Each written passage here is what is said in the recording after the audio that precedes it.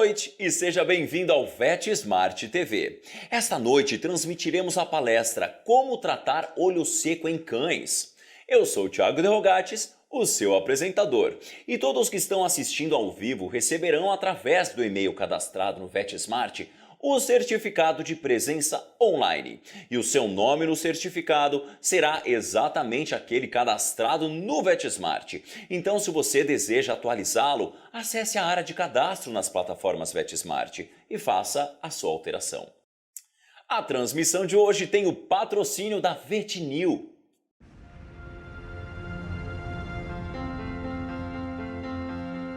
Estar ao seu lado é reconhecer que sua maior paixão é a nossa também. Por isso, a VetNew trabalha para que você tenha sempre com quem contar.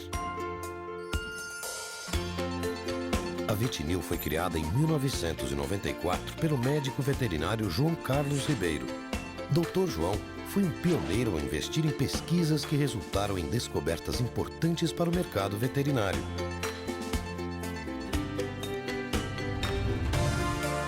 Em pouco tempo, a empresa cresceu e se tornou conhecida em todo o Brasil. Premiada diversas vezes pela qualidade dos medicamentos oferecidos e pelo ambiente agradável para se trabalhar. Hoje a VetNew está entre as maiores do setor. No portfólio, há cerca de 100 diferentes produtos destinados a animais de produção e de companhia. Desde suplementos para a melhora da performance e saúde animal,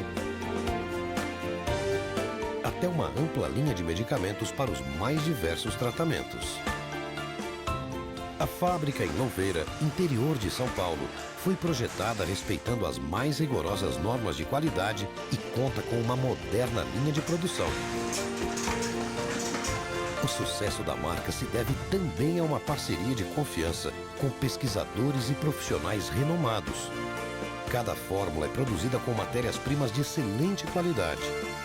Tudo é testado antes de chegar ao mercado, seja no Brasil ou nos países importadores. Além da busca constante por inovação, a VetNew também investe em treinamentos para os colaboradores e promove eventos que estimulam o aperfeiçoamento dos profissionais que atuam no setor em todo o país. A VetNew é uma das guardiãs da mata, um título pelo reconhecimento da parceria desenvolvida com a ONG Mata Ciliar. Outro projeto de sucesso mantido pela empresa é o Clube Amigo dos Deficientes, o CAD. Com unidades em São José do Rio Preto e na capital paulista, o CAD tem como objetivo integrar as pessoas com deficiências à sociedade por meio do esporte adaptado. São ações como estas que estimulam o sentimento de cidadania e envolvem todos ao redor. A VetNew é tudo isso que você acabou de ver e muito mais. Somos, acima de tudo, uma empresa comprometida com o bem-estar animal. Por isso, em pouco tempo, conquistamos uma importante participação nos mercados nacional e internacional. Na VetNew, estamos 100% do tempo focados na inovação, realizando grandes investimentos em tecnologia, buscando a melhoria contínua. Outro grande compromisso da VetNew é com os colaboradores, sendo parte da nossa missão a satisfação e o crescimento de todos que trabalham na nossa empresa. Nos dá orgulho proporcionar realização profissional e pessoal a todos. Sejam bem-vindos à nossa família. VetNew, uma empresa que busca a excelência em tudo o que faz. A palestra de hoje será ministrada pela doutora Adriana Lima Teixeira, que é médica veterinária graduada pela Universidade Federal Rural do Rio de Janeiro em 1997, com residência em clínica médica em 2000 pela USP. Possui mestrado em cirurgia em 2003, também pela USP, e MBA em marketing pela FIA em 2010. É responsável pelo serviço de oftalmologia do Provet desde 2004 e dos hospitais Doutor Rato desde 2018. É coordenadora do curso de especialização em oftalmologia da Anclivepa São Paulo desde 2006.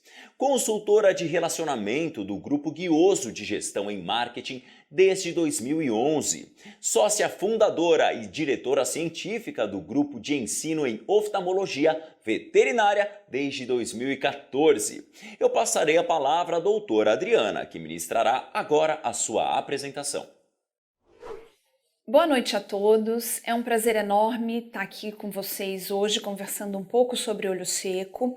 Eu gostaria de agradecer a presença de cada um de vocês aí do outro lado, gostaria de agradecer o convite feito pela VetNew e aproveitar para parabenizar tanto a VetNew quanto o VetSmart por esse esforço em promover educação continuada e levar a colegas veterinários de todo o Brasil. Eu gosto de começar, de introduzir o assunto de olho seco com a definição de olho seco, chamando atenção para duas situações.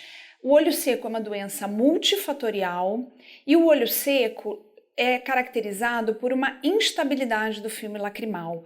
São dois pontos bastante importantes nessa definição de 2007 de um consenso que definiu a doença do olho seco, a síndrome do olho seco, como uma doença multifatorial da lágrima e da superfície ocular que resulta em desconforto, a gente pode ter déficit visual e essa instabilidade de filme lacrimal com grave potencial dano à superfície ocular. Em geral, a doença é acompanhada por um aumento de osmolaridade da lágrima que a gente consegue perceber nos estágios iniciais da doença. Então, na foto, a gente consegue perceber um olho bastante ressecado, hiperosmolaridade da lágrima, que eu observo por soluto disperso na lágrima, e nessa fase o paciente tem uma sensibilidade aumentada, ele acaba aumentando o ato de piscar e tendo um lacrimejamento reflexo maior. Nessa fase, quando a gente diz para o cliente que o paciente tem olho seco, muitas vezes ele questiona e ele fala: doutora, mas o meu animal lacrimeja mais do que o normal, Só que ele ainda está numa fase inicial da doença em que ele consegue ter esse lacrimejamento reflexo. Eu trouxe para vocês esse aparelho que mede a osmolaridade da lágrima para chamar a atenção, na verdade, para um detalhe que a previsibilidade dele não é tão alta e para que a gente possa confiar nas mensurações com base nesse trabalho, a gente deveria fazer 3 mensurações sucessivas e fazer uma média, Para cada mensuração eu preciso usar um cassete descartável, isso aumentaria muito o custo do exame. Então eu gostaria somente de chamar a atenção de que não é um exame que tem uma reprodutibilidade alta e a gente necessita de mais estudos para que ele possa realmente nos ajudar na rotina clínica.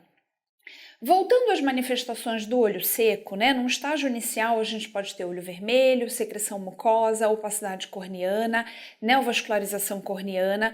Conforme a doença avança, se não for tratada, essa secreção mucosa pode se transformar numa secreção mucopurulenta, de coloração amarelada, algumas vezes esverdeada.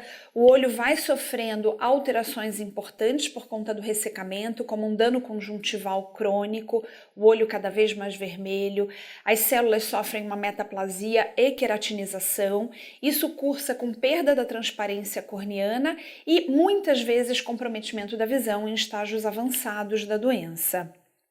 Essa secreção por vezes se deposita nas pálpebras, levando a quadros graves de blefarite, como apresentado nessas fotos, que levam a bastante desconforto.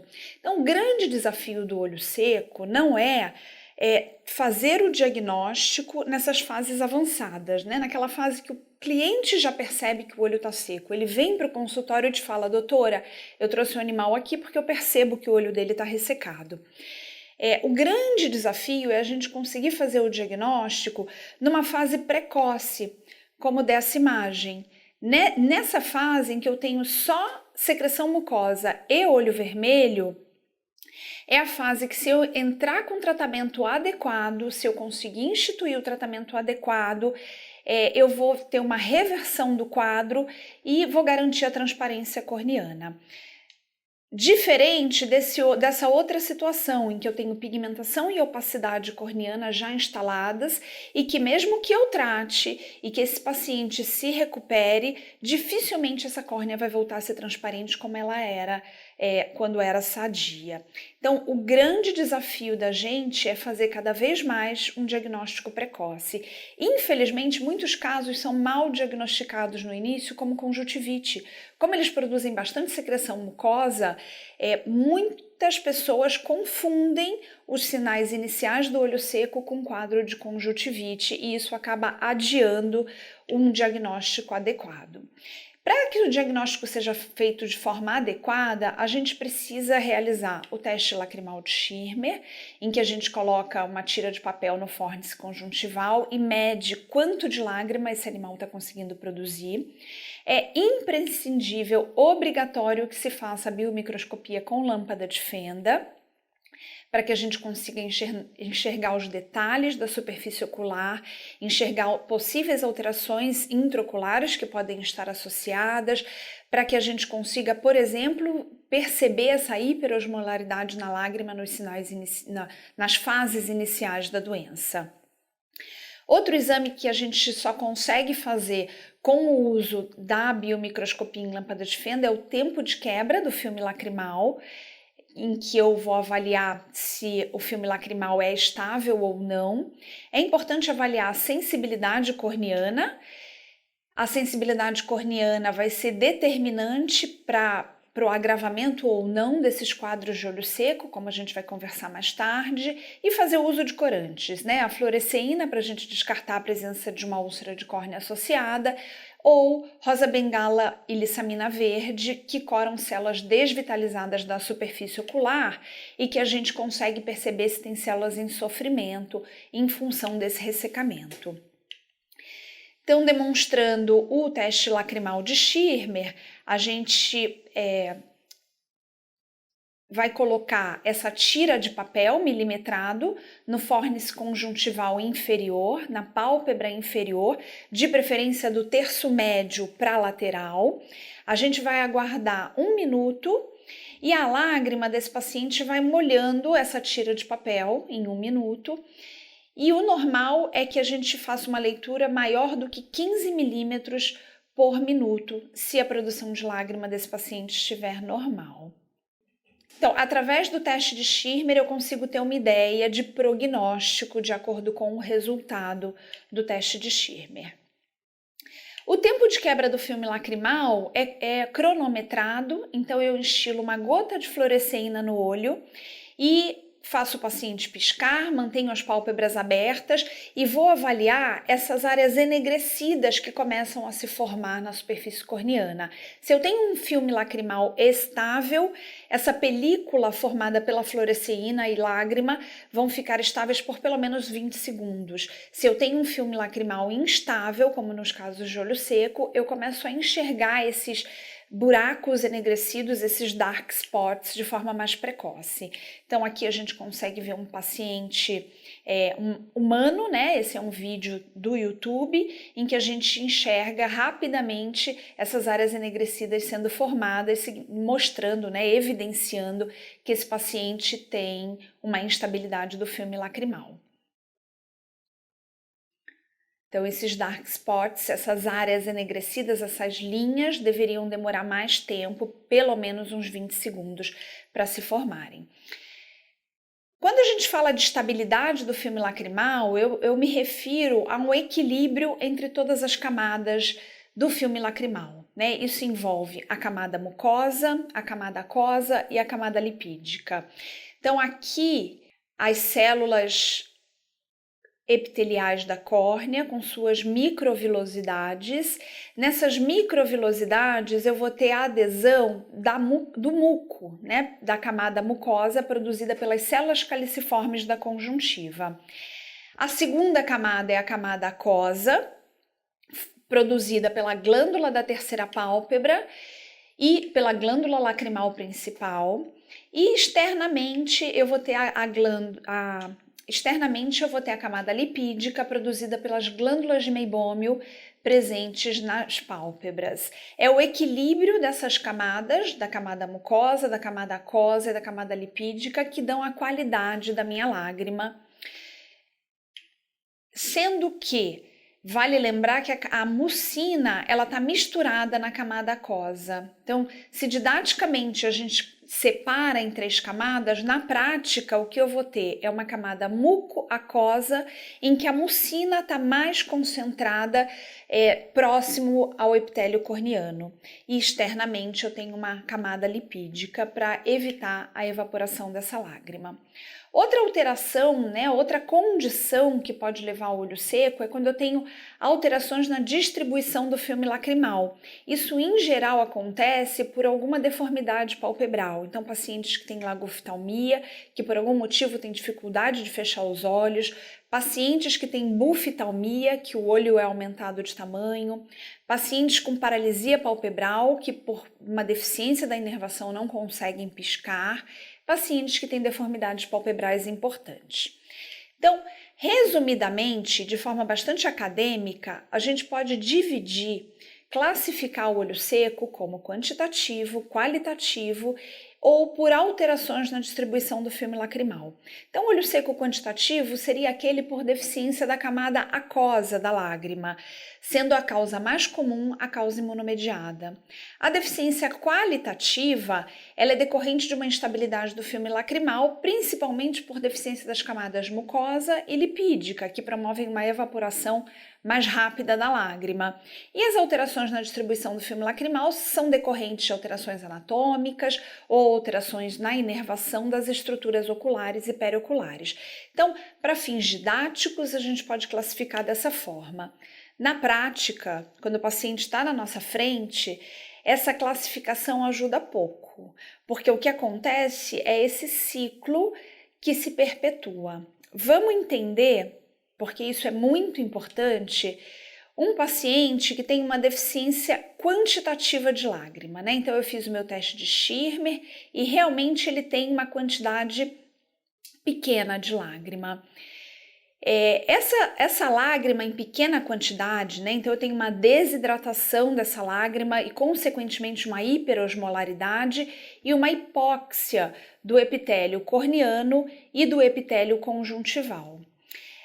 Essa hipóxia desencadeia uma cascata inflamatória que culmina com a apoptose das células caliciformes. As células caliciformes são as produtoras da mucina que vai formar a camada mucosa.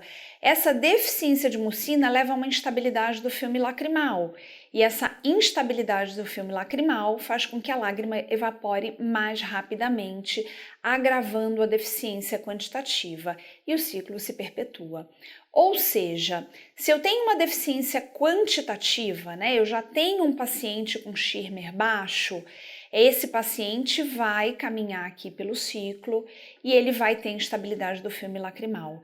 Se eu tenho um paciente que entra no ciclo aqui, ele tem instabilidade do filme lacrimal, porque ele tem deformidade palpebral, porque essa lágrima evapora, ele tem uma deficiência de produção de mucina ou de lipídio, essa instabilidade do filme lacrimal vai levar a uma deficiência quantitativa de lágrima.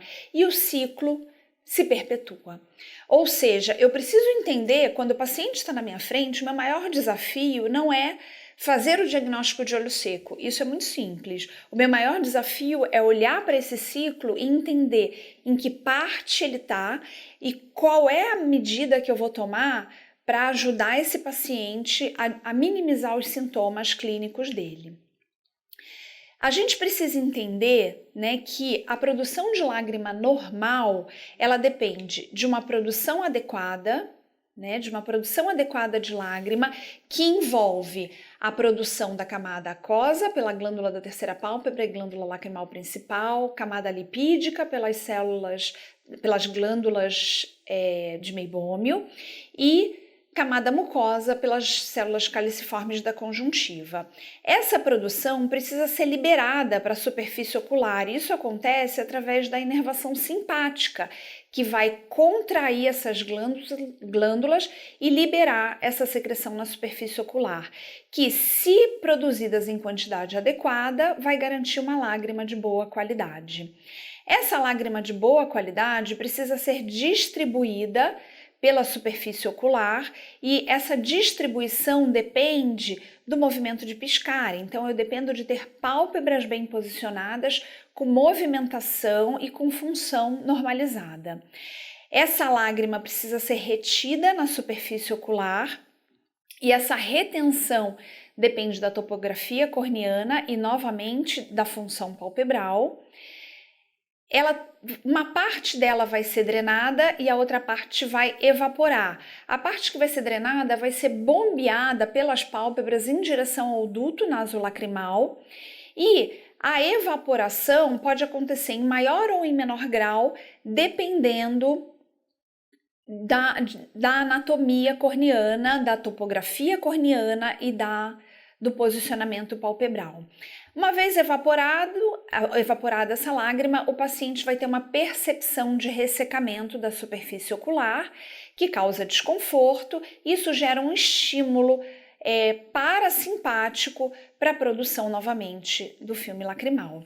Então, esse é um ciclo saudável, né? Esse é o ciclo normal de produção de lágrima que eu também tenho que pensar quando eu estou diante de um paciente com olho seco. Eu recomendo para vocês a leitura desse artigo que fala sobre a imunopatogênese da ceretroconjuntivite seca, que é bastante importante para o entendimento de todos esses conceitos que a gente conversou e que eu posso deixar disponibilizado tanto esse artigo como todos os outros comentados na aula para os colegas que tiverem interesse em acessar. Bom, diagnosticado o olho seco, entendido em qual fase o paciente se encontra, a gente vai ter esse paciente com uma manifestação crônica ou com uma manifestação aguda da doença. Então, se o paciente manifesta a doença cronicamente, ele vai ter esses sinais que a gente conversou, né? Secreção mucosa, olho vermelho, opacidade corneana, e a doença tende a ser progressiva, lenta, com potencial de levar à cegueira se não for tratada adequadamente. Agora, eu também posso ter a manifestação na forma aguda, que em geral esse paciente vem com uma úlcera de córnea. Então, muito importante, toda vez que a gente atende uma úlcera de córnea, a gente não parar no diagnóstico da úlcera de córnea, né? A gente se perguntar por que ele tem uma úlcera de córnea. E um dos porquês pode ser um olho seco. Adriana, como eu sei que o meu paciente tem um olho seco por trás dessa úlcera? Porque, em geral, esses pacientes, esses tutores vão relatar secreção mucosa, principalmente pela manhã, nesse olho, há alguns dias, há alguns meses antes do aparecimento da úlcera, desconforto ocular antes do aparecimento da úlcera. E, como, em geral, o olho seco é uma doença bilateral, a gente pode se basear na avaliação do outro olho para definir se a produção de lágrima está normal ou não no olho contralateral. Claro que no olho da úlcera eu vou ter um lacrimejamento reflexo e não me adiantaria fazer um teste de Schirmer nesse olho, ou eu não poderia me basear nos resultados desse teste de Schirmer. Lembrando que toda úlcera de córnea é grave, né, e muito mais grave quando associada a um olho seco, então a nossa atenção tem que se voltar 100% para a resolução da úlcera de córnea e, posteriormente, o tratamento da causa de base, se for o olho seco. Então, a gente já conversou sobre os sinais, a gente já conversou sobre a dificuldade de entender em qual fase do ciclo o paciente se encontra, e aqui é o nosso segundo desafio, né? É saber qual é a causa desse olho seco. Tudo isso pode causar olho seco, então eu posso ter um olho seco de origem infecciosa, de origem congênita, de origem neurogênica, né? E como que eu sei que esse paciente tem olho seco neurogênico, né? Então, o olho aqui ampliado desse paciente. O que me chama atenção nos pacientes que têm olho seco neurogênico é a narina, ressecada, a asa do nariz ressecada, porque a mesma inervação da glândula lacrimal, ela inerva a asa do nariz. Então, pacientes que têm olho seco neurogênico tendem a ter um olho seco unilateral e com ressecamento da asa do nariz. Eles podem ter olho seco neurogênico bilateral? Podem, mas não é comum, né? O mais comum é que exista uma simetria muito grande entre os olhos, então, em geral, um olho normal e o outro bastante seco. Eu posso ter um olho seco iatrogênico, principalmente relacionado à excisão da glândula da terceira pálpebra, né? Eu posso ter um olho seco iatrogênico secundário a alguma cirurgia que foi realizada na região da face com comprometimento do nervo facial. Eu posso ter um olho seco traumático, principalmente lesões aqui nessa região, né? Na localização da glândula lacrimal principal. Eu posso ter olho seco decorrente de doenças metabólicas, principalmente endocrinopatias. Então, pacientes com diabetes mellitus, hiperadrenocorticismo e hipotireoidismo são candidatos a ter olho seco, são pacientes que requerem uma atenção especial dos colegas para acompanhar esse quadro ocular. Animais velhos, eles podem ter uma diminuição da produção de lágrima, então também necessitam ser acompanhados do ponto de vista oftálmico. O olho seco pode ser induzido por medicações, por quimioterapia e por radioterapia, e quando eu excluo todas essas possibilidades, eu posso dizer que o paciente tem o olho seco imunomediado, que é a causa mais comum de olho seco. Eu trouxe para vocês alguns artigos que falam sobre as causas de olho seco. Então, dentre as causas de olho seco, causas infecciosas no cão, um destaque especial para a sinomose e para a leishmaniose, né? São as nossas principais suspeitas. Então, saber se esse paciente é vacinado, saber se a região onde esse paciente vive, se ele está mais ou menos exposto ao risco da leishmaniose. E se a gente pega pacientes com leishmaniose num contexto geral, é claro que a casuística de pacientes que vão manifestar alterações oftálmicas é pequeno, né? E as manifestações oftálmicas que a leishmaniose causa são olho seco e uveíte, principalmente, blefarite em alguns casos. E agora, são poucos pacientes que vão apresentar leishmaniose e olho seco na rotina clínica. Na minha rotina, na oftalmologia, muitos pacientes que têm olho seco, eu preciso investigar eles para leishmaniose, né, para outras doenças mais graves, para não ficar tratando o olho seco enquanto o paciente tem uma doença muito mais grave que pode levar ele a óbito. Eu trouxe esse artigo para vocês, embora a toxoplasmose não seja uma causa comum de olho seco em cães, né? Mas nesse artigo foi feito biópsia da superfície ocular e encontrado o parasita nos 2 olhos de um paciente que tinha olho seco e ceratite pigmentar. Então, discute-se nesse trabalho se o uso dos imunomoduladores, né, que vinham sendo utilizados nesse paciente, pode ter predisposto uma baixa de imunidade local e o desenvolvimento do toxoplasma. Mas eu trouxe esse artigo, uma por curiosidade e 2, para mostrar para vocês a importância de se pesquisar a causa do olho seco, ao invés de simplesmente ficar tratando esses pacientes com olho seco, né? Há que se fazer uma boa anamnese, um bom exame clínico e um bom exame oftálmico e pensar em todas essas possibilidades, a fim de oferecer para o animal não só a resolução do quadro oftálmico, mas o tratamento de uma doença sistêmica importante que pode estar por trás disso. O olho seco congênito, ele acomete principalmente fêmeas, né? E nesse artigo do Dr. Daniel Herrera da Argentina, ele descreve 16 Yorkshires com desenvolvimento de olho seco por conta de uma agenesia da glândula lacrimal. Quando que vai acontecer esse olho seco? Em geral, quando o animal é jovem, né? Os sinais começam nos primeiros meses de vida, ele já começa a apresentar um ressecamento, em geral uma doença unilateral. O olho seco, então, novamente, pode ser de origem neurogênica, né? Então, chamando atenção principalmente para quadros de otite interna, Animais que foram submetidos à ablação de conduto auditivo, né, com remoção do conduto auditivo pela proximidade com o nervo facial, podem sofrer de olho seco neurogênico. Então, quando a gente diagnostica um olho seco neurogênico, é muito importante pensar na causa e, principalmente, descartar um quadro de otite interna e chamando atenção para o ressecamento da narina, da asa da narina do olho afetado, né, nesses pacientes. Esse paciente apresentava um quadro de paralisia facial, né, então ele não conseguia piscar e ele tinha um olho seco neurogênico com paralisia facial e um quadro bastante complicado para a gente tratar. A gente vai conversar melhor sobre o tratamento daqui a pouco.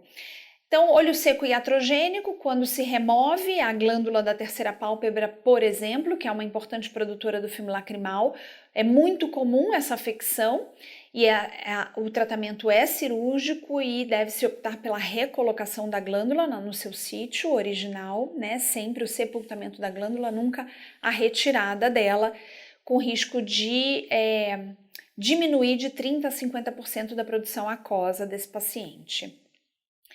Medicações podem causar olho seco, as mais comuns são os derivados de sulfa, né? Então esse é um trabalho de 78, em que já se sabia disso, que os derivados de sulfa poderiam causar olho seco nos cães. Dependendo do tempo que o medicamento foi usado, quando ele é suspenso, esse olho pode voltar à sua produção de lágrima normal ou não.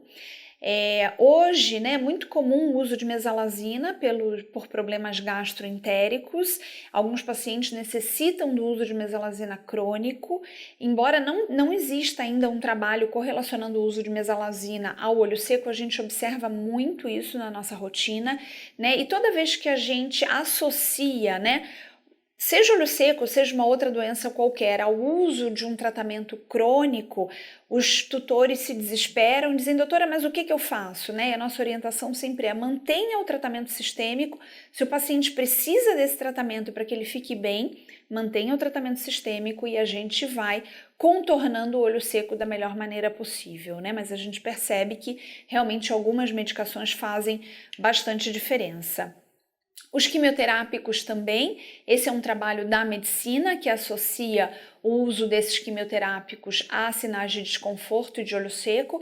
A gente não tem na veterinária um trabalho que compare o uso dos quimioterápicos, que associe o uso dos quimioterápicos ao olho seco.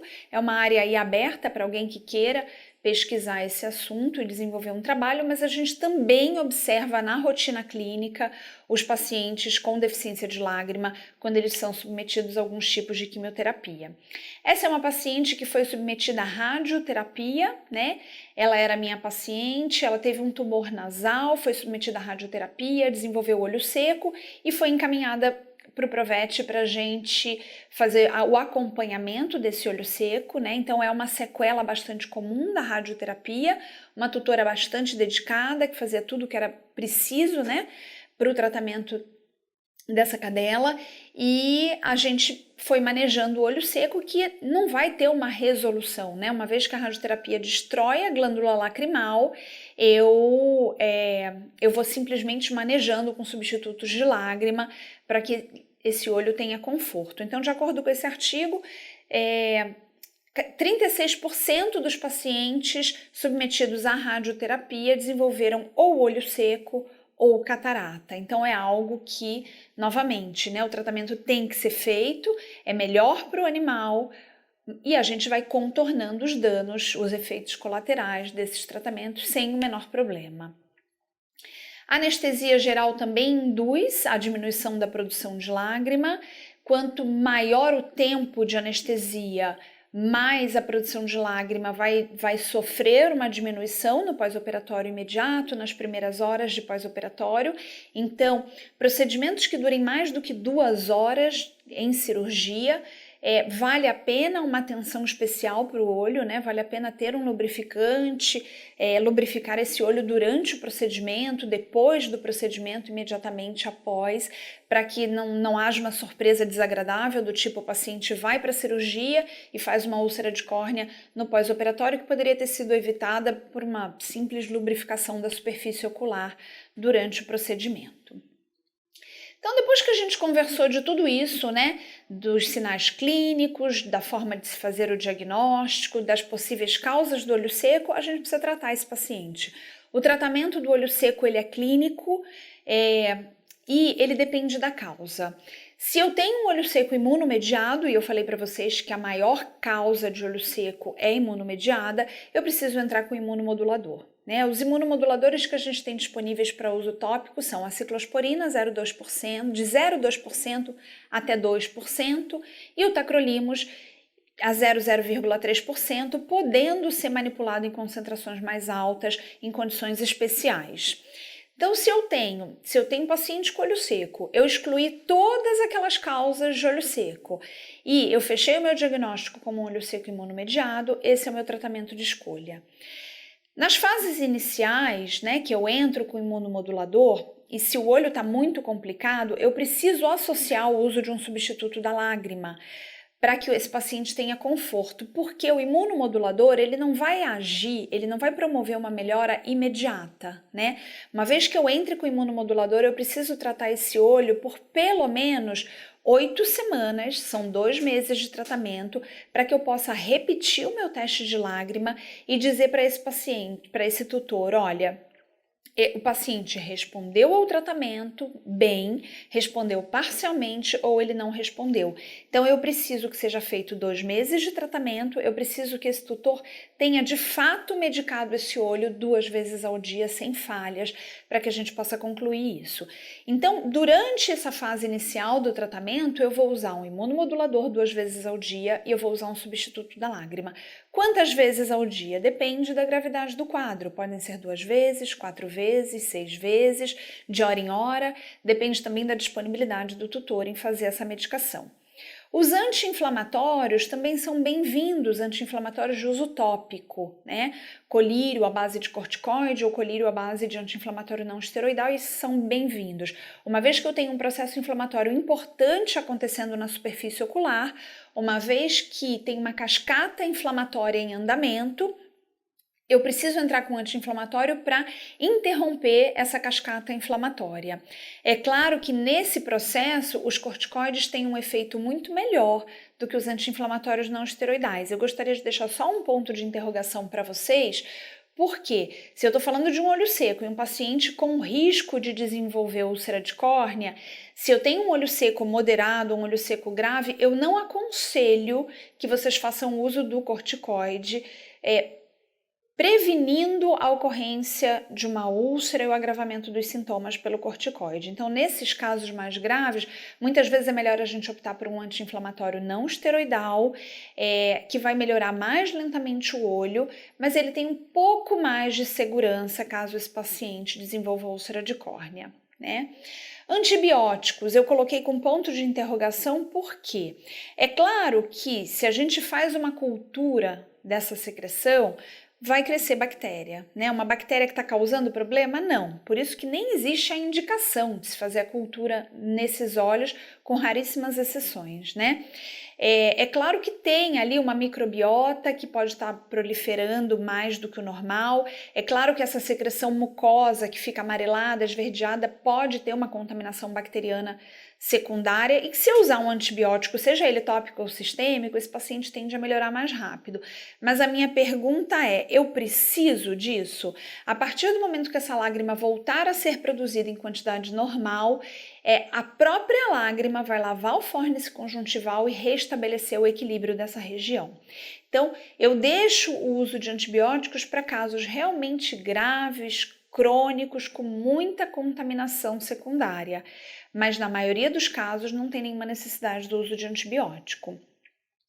Os ácidos graxos por via oral são muito bem-vindos, né? A gente sabe que eles ajudam no sentido de melhorar o desconforto. Existem trabalhos que mostram que ele aumenta o shimmer, ele aumenta o tempo de quebra do filme lacrimal, estabilizando esse filme lacrimal, então eles são muito bem-vindos em associação com o tratamento.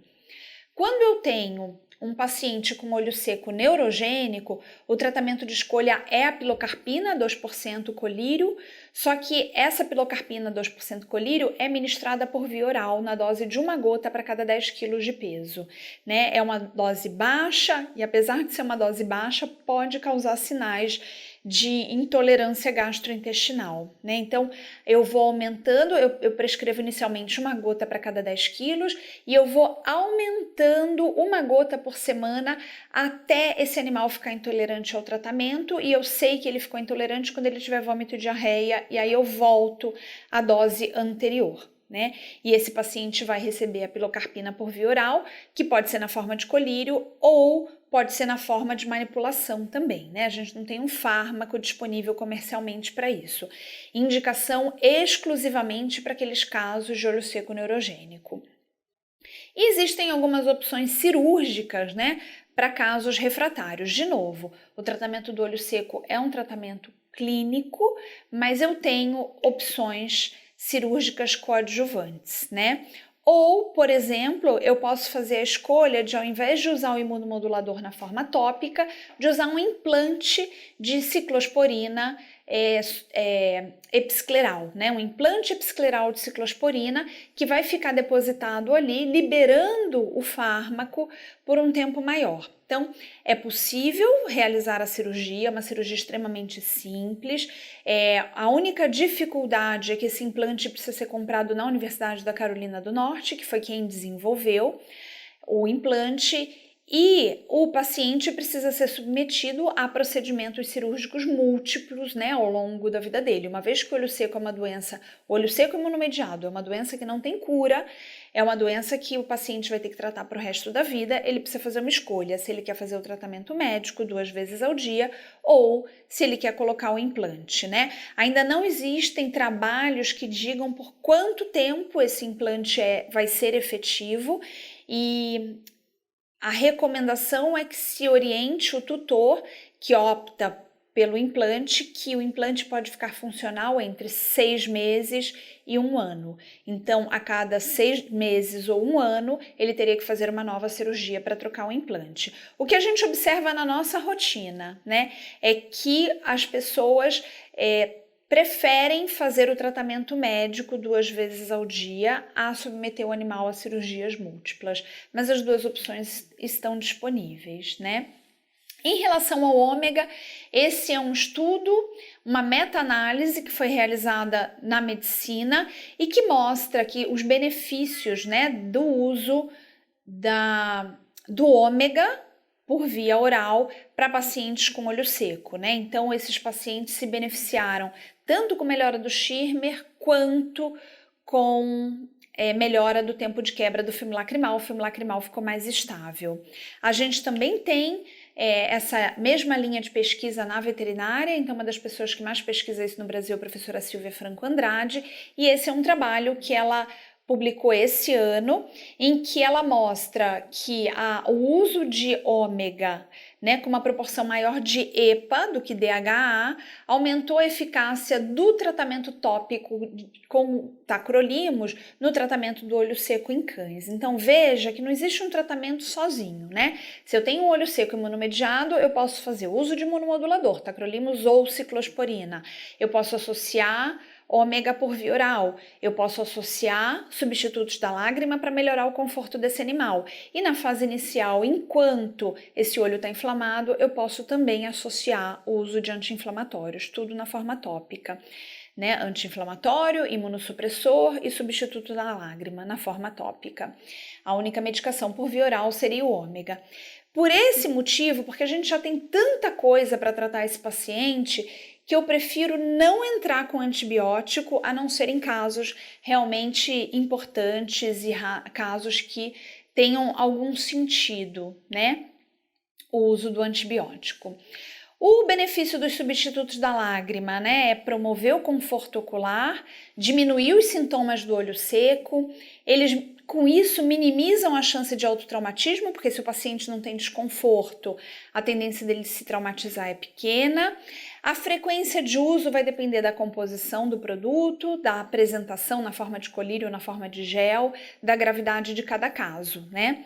E eles estão indicados para o manejo do olho seco, se for imunomediado, sempre associado ao tratamento específico com imunomodulador ou com tratamento específico da causa de base, se for possível tratar a causa de base. Os substitutos da lágrima estão indicados para olho seco refratário, né? Refratário ao uso de imunomoduladores e podem ser usados também em situações rotineiras, né? Podem ser usados em situações rotineiras de antes do banho, depois do banho, pacientes que vão ser submetidos à anestesia geral, pela manhã, se o paciente junta um pouco mais de secreção, né, em cidades que têm um clima mais seco, é necessário dar uma atenção a isso. Hoje a gente tem, né, um produto lançado pela VetNew, que é o OptiVet Tears, na forma de solução e na forma de gel, que é uma composição à base de hialuronato de sódio associado com carboximetilcelulose, que foi uma associação bastante feliz, né, uma vez que o hialuronato de sódio ou o ácido hialurônico, né, a mesma coisa, é o que a gente tem de primeira escolha para uso de substitutos da lágrima, nos cães, nos animais de forma geral e mesmo no ser humano é uma das preferências dos médicos. Bom, falado tudo isso sobre tratamento, vamos recapitular as causas de olho seco para entender como é que a gente vai tratar isso, né? Então, se eu tenho olho seco de origem infecciosa, por sinomose ou por leishmaniose, o meu problema é bem mais grave, né, do que só um quadro oftálmico. Eu preciso tratar a doença sistêmica e o substituto da lágrima vai ser o meu maior aliado nesse processo. Se eu tenho uma doença congênita, uma genesia da glândula, né, esse animal vai manifestar os sintomas muito precocemente, com meses de vida, e a indicação do substituto da lágrima também é bastante importante. Se eu tenho um olho seco de causa neurogênica, eu preciso investigar a origem desse olho seco, né? Então, pedir uma tomografia de crânio para avaliar como é que está o ouvido interno, é a minha principal suspeita. Fazer uma boa anamnese, para fazer um bom exame neurológico para ver se tem associação com outras alterações. Se esse paciente foi submetido a uma cirurgia e a glândula da terceira pálpebra foi removida e ele está com uma produção diminuída de lágrima, muitas vezes a lubrificação vai auxiliar nesse quadro. Às vezes ele tem a doença imunomediada e também foi submetido à retirada da glândula, então ele acaba tendo uma manifestação mais grave da doença. Nesses casos a gente precisa entrar com imunomodulador, com substituto de lágrima, com anti-inflamatório. Causas traumáticas, né, nessa região aqui, onde fica localizada a glândula lacrimal, a gente consegue descobrir se houve um trauma pelo histórico clínico. Pacientes endocrinopatas, de novo eu vou alertar sobre a necessidade de uma consulta com o oftalmologista ou de pelo menos uma atenção especial a esses olhos, porque são animais com potencial de quadros oculares importantes. Pacientes idosos merecem uma atenção especial quanto à lubrificação ocular também. E aqueles pacientes que necessitam usar medicações que sabidamente causam ressecamento do quadro ocular ou vão ser submetidos à quimio ou radioterapia também merecem uma atenção quanto à lubrificação ocular. Então, na hora que eu descarto todas essas possibilidades, né? Então eu sei que meu paciente é vacinado, ele não é de área endêmica de leishmaniose, ele não tem a doença neurogênica, nem iatrogênica, nem traumática, ele não é um endocrinopata, ele é um animal jovem e ele não está fazendo uso de nenhuma medicação que possa causar ressecamento da superfície ocular. Somente nesse momento eu posso dizer que esse paciente tem um olho seco imunomediado, né? Então, o diagnóstico do olho seco imunomediado é por exclusão. Seria fantástico se a gente tivesse um exame, né? Um exame de sangue.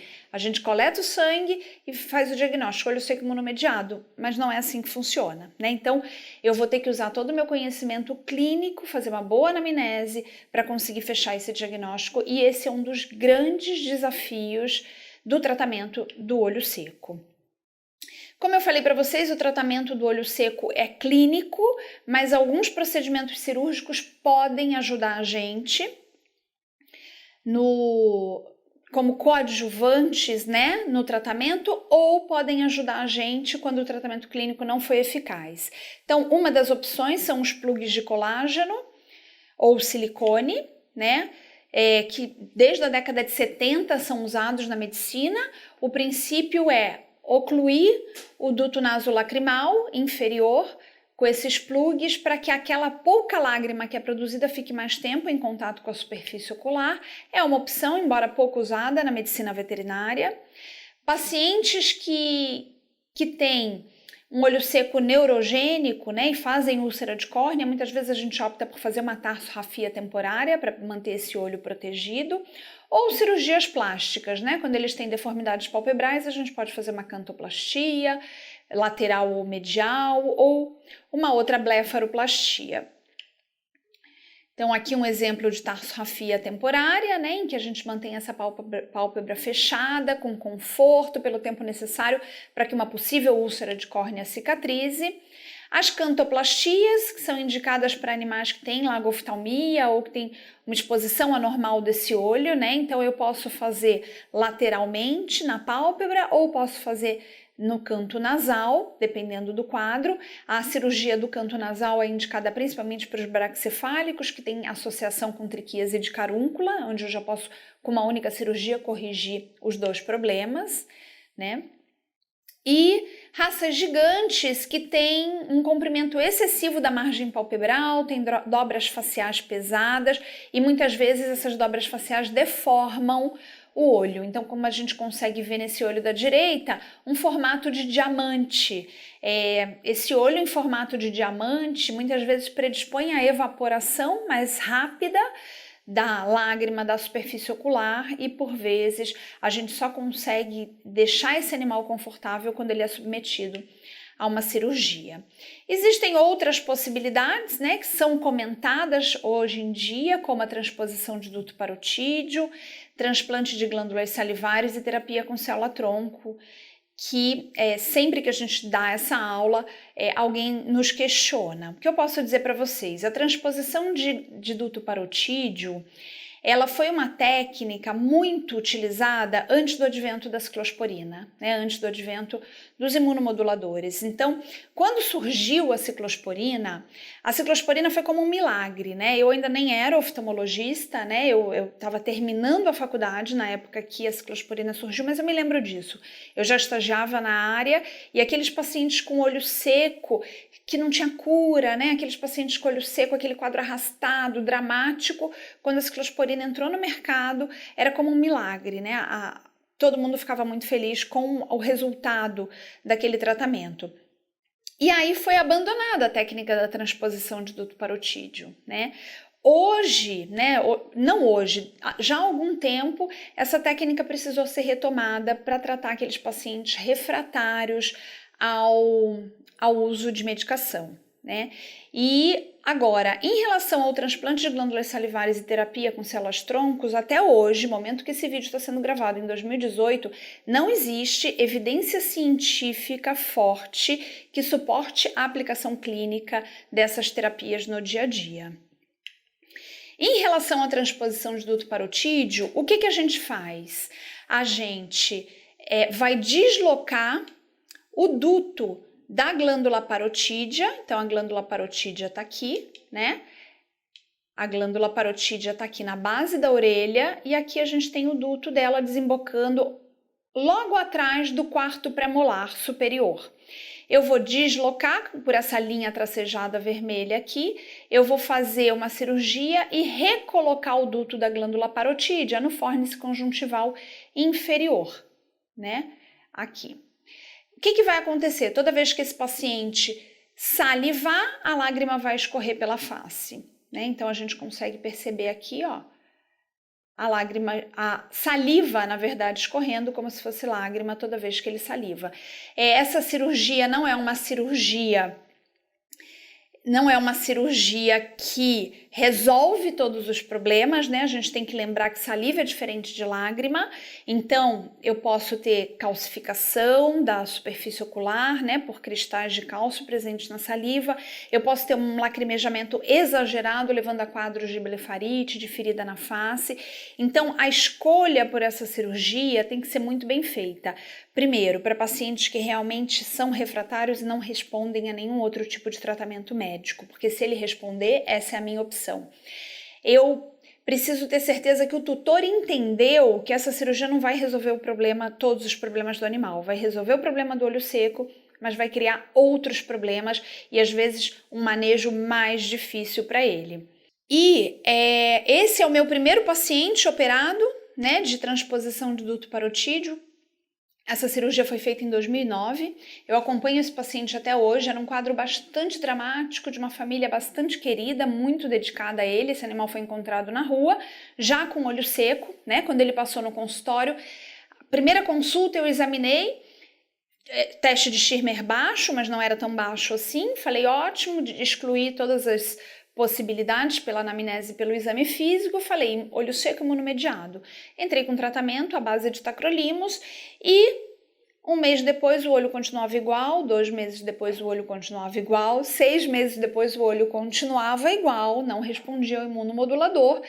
E esse paciente começou a fazer úlceras gravíssimas, né? Perfuração corneana, úlcera nos 2 olhos, uma situação bastante desesperadora, e até que a gente convidou um professor, o Dr. Simon Peterson Jones, para vir ao Brasil ministrar algumas aulas, e eu conversando com ele, pedi a ajuda dele. Em conjunto a gente operou esse paciente, né, em 2009, e ele está super bem até hoje. Nunca mais, de 2009 até hoje, 2018, ele nunca mais fez uma úlcera de córnea, né?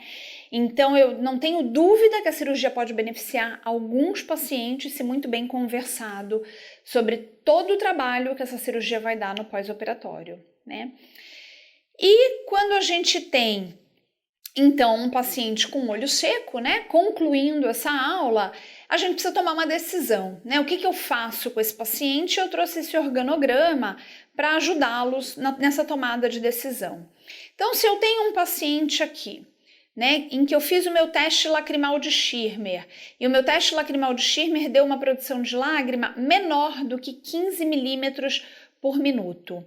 Eu vou fazer o tratamento à base de tacrolimus ou ciclosporina por 4 a 8 semanas, né? Lembrando que o ideal é que eu só repita o teste de Schirmer depois das 8 semanas.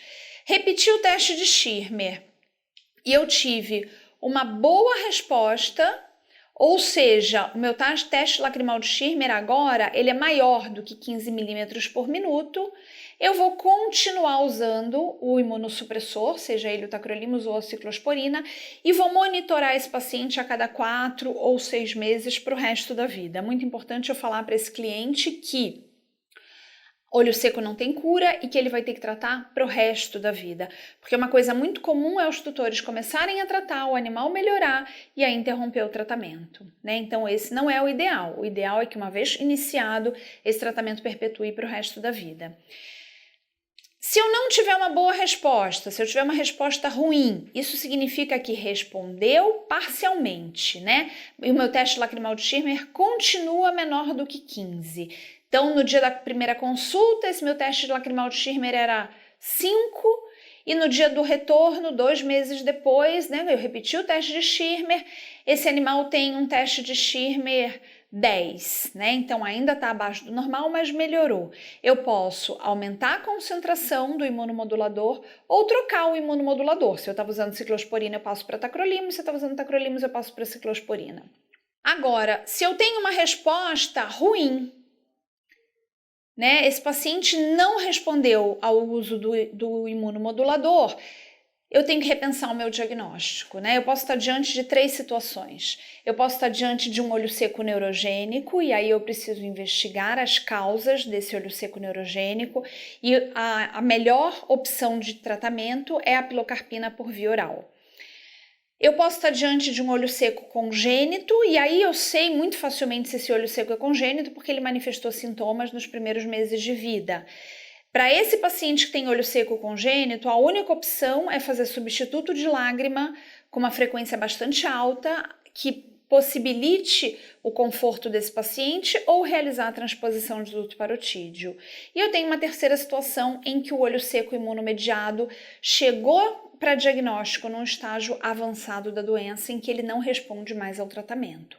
Para esses pacientes, né, que chegam com Schirmer 0, o prognóstico tende a ser pior do que pacientes que ainda têm alguma capacidade de produção de lágrima. Por isso que a gente fala da importância do diagnóstico precoce. Para esses pacientes que são refratários ao tratamento com imunomodulador, também me sobra a opção de usar lubrificante com uma frequência alta ou de realizar a transposição de duto parotídeo. E aí, para concluir, eu posso dizer para vocês, né, que é muito importante esclarecer ao tutor que o olho seco é uma doença que não tem cura, mas que tem um bom controle, se ele seguir rigorosamente as nossas orientações, e que esse paciente vai precisar de acompanhamento para o resto da vida. O tratamento visa minimizar os sintomas, né? Em alguns pacientes a gente vai ficar sem sintoma nenhum, em outros eu vou ter um pouquinho de secreção mucosa, em outros que eu tinha muita pigmentação corneana eu não vou conseguir devolver a transparência corneana, mas o importante é que esse animal tenha conforto, esse é o objetivo do tratamento. E se houverem deformidades palpebrais associadas, elas precisam ser corrigidas cirurgicamente, né? Então isso também tem que ser explicado. Não existe uma cirurgia que vai resolver o olho seco, mas existe uma cirurgia que possa ajudar a minimizar os sintomas. Então, se eu tenho um olho, né, com uma exposição anormal, como essa daqui, né, se eu tenho um olho que eu consigo, que a esclera está toda exposta, como essa daqui, ele tem olho seco e ele não está respondendo também ao tratamento, eu posso fazer uma cantoplastia lateral, diminuir essa fenda palpebral para que ele tenha mais conforto, para que essa lágrima que ele produz fique mais tempo em contato com o olho.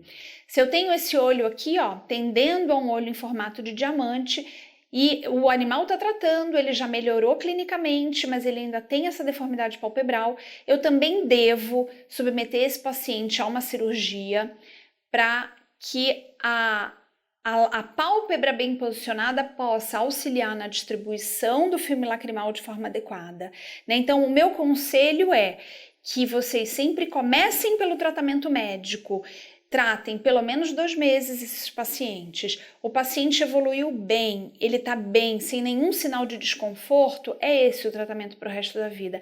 Ele melhorou, o caminho é esse, o tratamento está certo, mas ele tem uma deformidade palpebral e ele ainda tem algum sintoma, esse paciente precisa ser submetido à cirurgia. Então, primeiro vem o tratamento clínico e, num segundo momento, a cirurgia, se ela for necessária.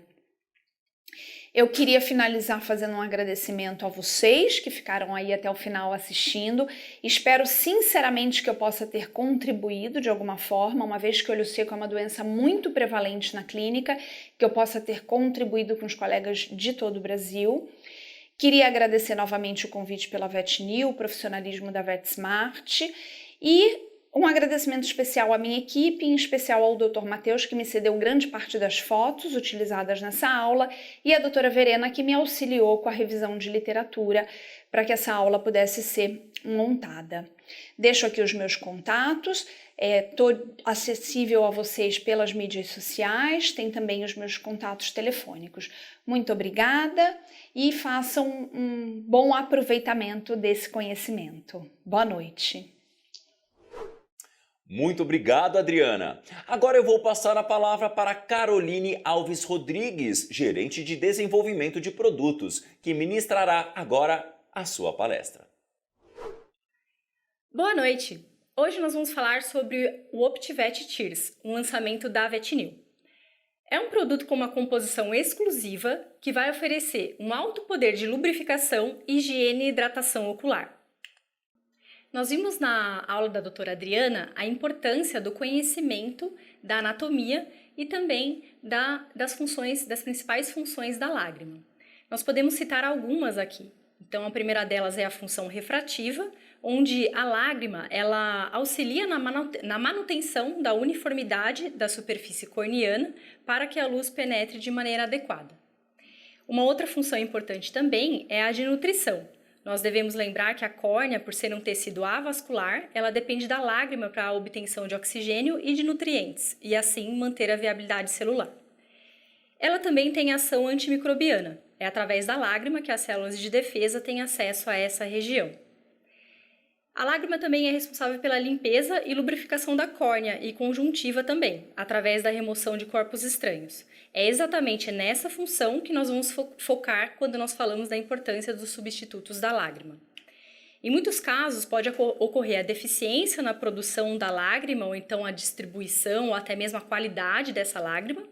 E é importante que o produto substituto de lágrima, ele possua uma composição que ofereça de forma eficiente essa função de lubrificação e higiene para a manutenção da saúde ocular. O Optivet Tears, ele oferece uma formulação exclusiva no mercado veterinário, pois é composta por hialuronato de sódio 0,2% e carboximetilcelulose 0,3%. Essa composição, ela oferece um alto poder de lubrificação. Isso porque o hialuronato de sódio, ele é uma molécula presente já comumente nos tecidos oculares. Ele é um glicosaminoglicano altamente higroscópico, ou seja, tem a capacidade de reter a água ali no tecido, e ele com isso vai estabilizar o filme lacrimal.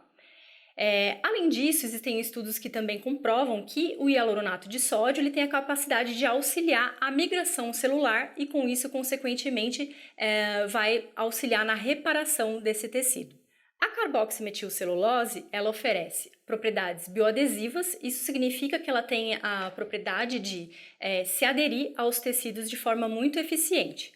Assim como o hialuronato, ela também auxilia na migração celular, proporcionando auxiliando o processo de reparação do tecido.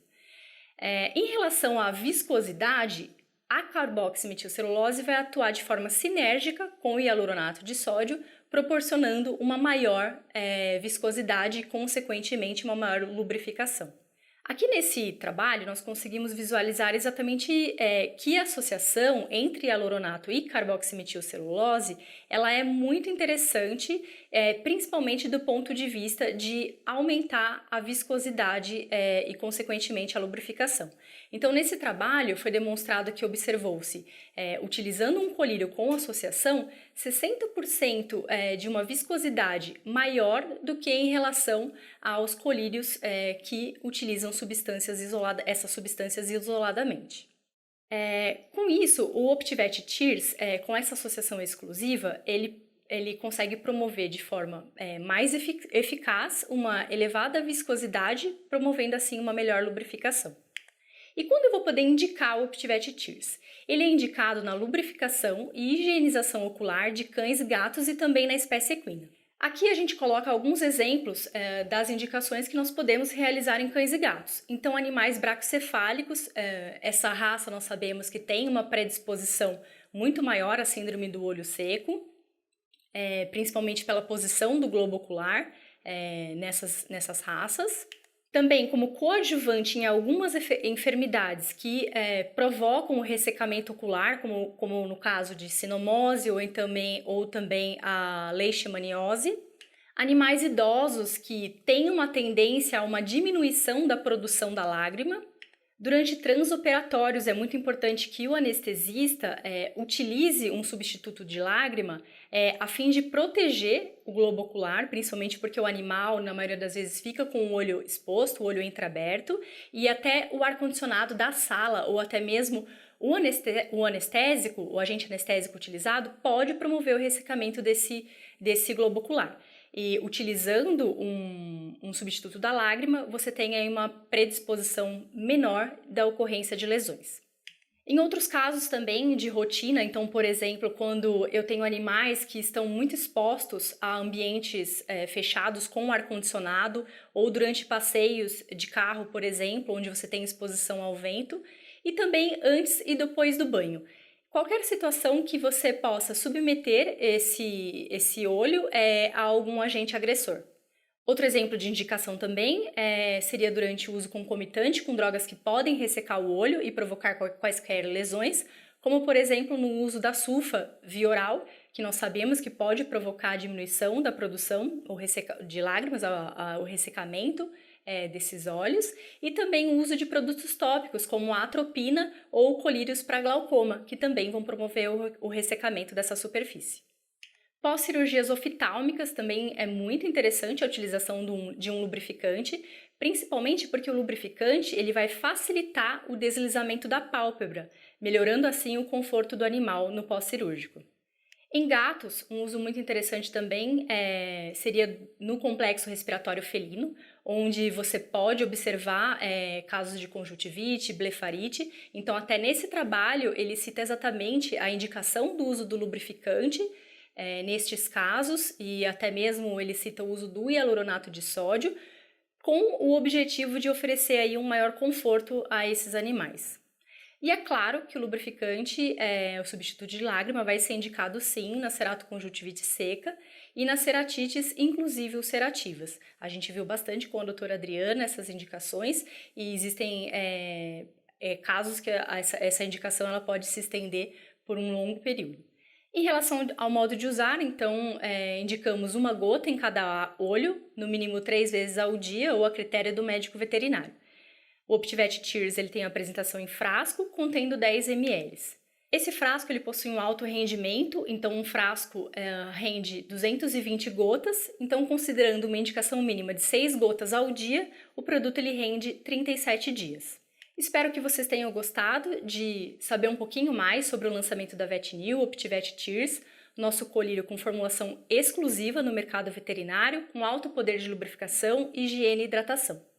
Siga a VetNew nas redes sociais para saber um pouco mais sobre esse lançamento e também outras novidades.